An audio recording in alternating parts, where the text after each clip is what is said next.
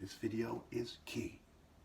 I'm going to prove definitively, beyond any doubt, that God commands and demands that women respect his decision and obey God through me, even if they get fired, even if they're guaranteed to go homeless, even if they're guaranteed to die within an hour. God commands you. The disciples were killed in popular culture. Basically all of them. Or almost all. The early Christians were killed. They did not shrink to fit. They did not listen to shrinks, and they didn't shrink to fit. Proverbs 17:2, a prudent servant will rule over a disgraceful son and will share the inheritance as one of the family. My impression of the Bible is that they unfairly labeled the Jews the children of God. Why? Because those people were inevitably going to merge with the governing class as they have. And they wanted them to understand why they should give up their power to me. The kingdom of heaven will be taken away from you and given to one who will produce its works, its deeds, its fruits. You people are not doing that. The whites, the Jews, other black people, everyone else on the planet, you're not doing that. I am. The Lord is a warrior. The Lord is his name. I'm the only warrior on the planet. My parents are blameless. My dad is a warrior in his own right. But we'll leave that alone in the terms of clear cut. 3. The crucible for silver and the furnace for gold, but the Lord tests the heart. The Lord purifies the heart. As I went through life and I stumbled a little bit here and there in a way that wasn't my fault, over time my path was made straight. It wasn't like this anymore. Okay, it wasn't like this anymore. It was straight up. I'm going straight up. Okay, the Lord made sure and said, hey, your heart is the type that can withstand the storm because your family was wise builders and you're a wise builder and you're going up.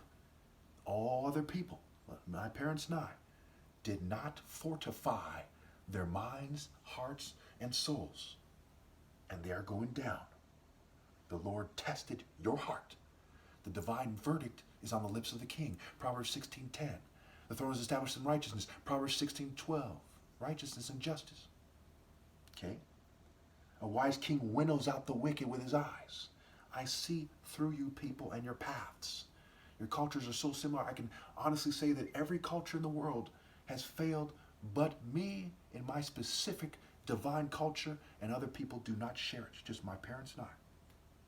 The divine verdict is after I'm gone, no one will go to heaven. It's my parents and I. There will be no prayers that are answered by God. Just psychology nonsense and the devil and and coincidence and how things work in the first place and technology and all that garbage. Proverbs 18. An unfriendly person pursues selfish ends and against all sound judgment starts quarrels. When it comes to cheating me out of my rightful place, was it the rich whites, Jews, and LGBT community that started the quarrel, or was it me? Was it the token minorities and their infrastructure that started the quarrel? Was it the rest of the inhabitants of the earth starting a quarrel, or was it me? They cheated me. It is my right to complain. Against all sound judgment, they started a quarrel with God Almighty. Psalm 2. Why did the nations conspire in vain? I have installed Chuku and Mecca. Okay? My son, who I love. Okay? On Mount Zion, on the throne, on David's throne. None of you had any right to rebel against my authority, which comes from God Almighty, and it's clear cut. It's even called clear cut. Sparring, transferable, universal, transferable, translatable, universal, communicable, convertible skills from sparring to weapons combat. Clear cut. And after I'm gone, sparring will mean nothing because tech breeding, ill-gotten gains, generational rebellion, etc. Number 2, fools find no pleasure in understanding, but delight in airing their own opinions. There's more than one way to air your own opinion. You can air your own opinion by body language, by actions. The actions of attractive women shunning me and not making it clear that they would date me when they see me, okay? When a lot of them know what's going on, is a form of airing their own opinion of what they should do and not understanding what God commands them to do. Psalm 45, you must submit to the king. Obey the king. I believe it's Psalm 45:11. The king will desire your beauty. Submit to him, for he is your Lord. Obey him, for he is your Lord. The admiration of potential wives. They're a potential wife. And they must obey. And no marriage is valid but my parents. In what spirit were you married? In rebellion. Who married you? Some rebellious dog. Who are you? You're rebellious dogs. Who, what, when, where, how, why? They aren't marriages of God. They're marriages of this world and legal nonsense of this world. And more often than not, perhaps, people who are financially stable enough to be confident to get married, when blessed are they who are persecuted for righteousness' sake. Not the financially stable. Not the rich who are deluded and wise in their own eyes. Verse 3, Proverbs 18:3. When wickedness comes, so does contempt. And with shame comes reproach. What just happened? Your wickedness came. My contempt for your wickedness came. Your contempt for God's orders because you don't follow. People's hearts rage against the Lord, but their own folly led to their destruction, their demise, their failure, their problems.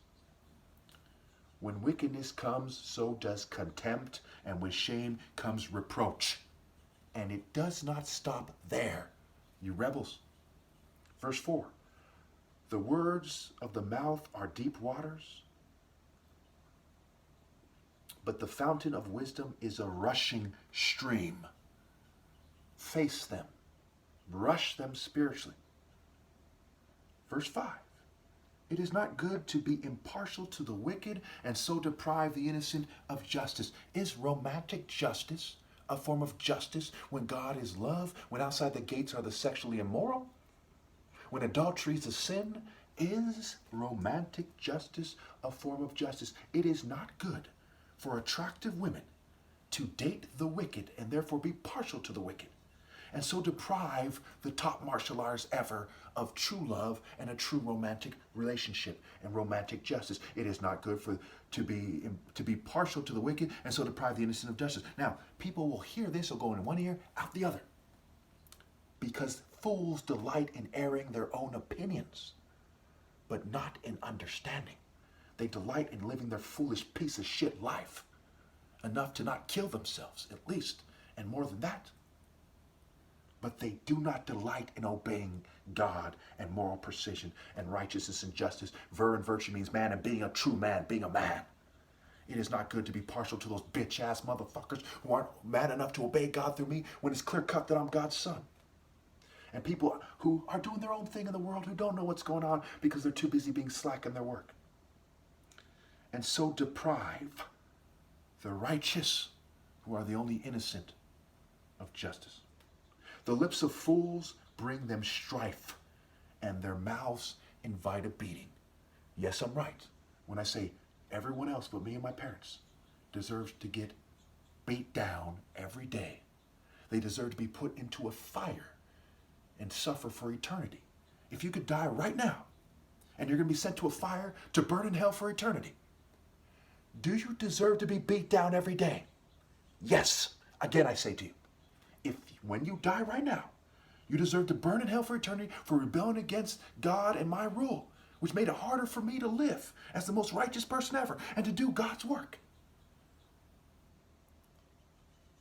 So if you died right now, you go to hell forever. Do you deserve to be beat down every day? Yes. Your actions, your mouth is your actions, invite a beating. Your mouth, the words you say, which are part of your actions, invite a beating. The lips of fools bring them strife, and their mouth invites a beating. Do they stop there? No. Verse 7, Proverbs 18:7. The mouths of fools are their undoing, and their lips are a snare to their very lives. People deserve to get stomped the fuck out and killed and then burn in hell forever. Because this statement isn't just true in terms of spiritually. It's true in terms of physically. You think a physical beating is worse than what I have planned for the inhabitants of the world when they pass away and their offspring? Not even fucking close. The mouths of fools are their undoing, and their lips are a snare to their very lives. And some people are tougher than others. Some people can take a beating more than others. So again, I tell you, I'll end it with this, and then, two more. Well, I'm going to show this out after this. The lips of fools bring them strife, and their mouth invite a beating. The mouths of fools are their undoing, and their lips are a snare to the very lives. The lips of the woman who's kissing and sucking and having sex with scoundrels invite a beating. I'm not saying you should go beat them up physically, mind you. I'm not saying you shouldn't. The mouths of women who praise the wicked and say, I do in weddings to the wicked, and agree to have sex with them and date them and agree to be coerced by them instead of putting God first, are a snare to their souls and their lives in more than one way. They have a dark side princess complex and not a righteous princess insistence. They have a dark side princess complex and not a righteous princess insistence in terms of being a princess in truth, not necessarily sitting on the throne. Psalm 119, 100. I have more understanding than the elders, for I obey your precepts. The elders are fools. Proverbs 18:2, who find no pleasure in understanding, but delight in airing their own opinions. They're quick to say, we should be in charge. I'm rich. I was once his age. It was never mine. But you still don't understand, you old fool.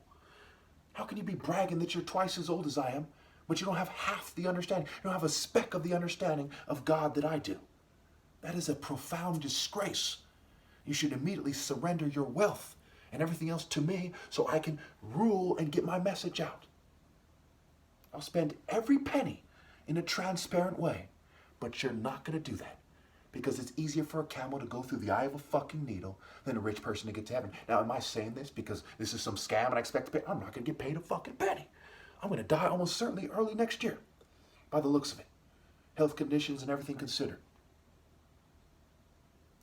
The elders are fools who find no pleasure in understanding, but delight in airing their own opinions. I have more understanding than the others, for I obey your precepts. What am I looking for when I look at people?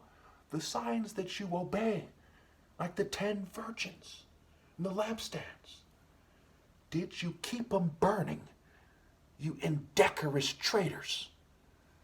Or are you burnt out because you deserve to burn in hell? Because you refuse to humble yourself to a 40-year-old top martial artist ever and obey God through him?